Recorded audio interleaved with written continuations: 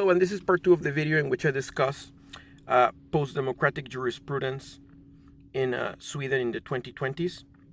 And I want to begin by reading the definition that political scientist Colin Crouch from Warwick University gave to the term post-democracy in his book, Coping with Post-Democracy, 2000.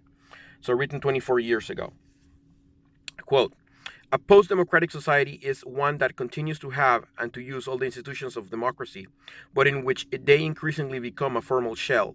The energy and innovative drive pass away from the democratic arena and into small circles of a political economic elite." End quote.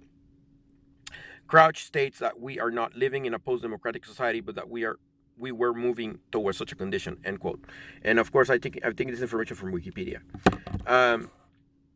And I've read these books, not all of them. I've read the first one, Coping with Post-Democracy, and I've read the essay, Is There a Liberalism Beyond Social Democracy? I haven't read the second volume, but I can tell you that from what I've read from those books, all this information in Wikipedia is pretty accurate. Okay, I've verified it, and you can do too. And there'll be links in the description to where you can get these books, and look at the essay. Anyways, now it's something very interesting that Professor Crouch says.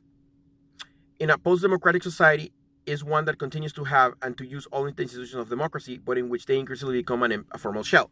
So let's take that now to the Swedish judicial system, okay, today. And by judicial system, I call the amalgamation of police and the courts, right? Because, and again, I'm using the Leninist, Maoist definition of the state. The state is bodies of armed men. Power flows from the barrel of a gun, okay? What really matters is the guns of the police, right? Because without the guns of the police and the military, the courts really don't have any power. For the ruling of a court to be enforced, it requires a group of armed men to enforce that ruling, right?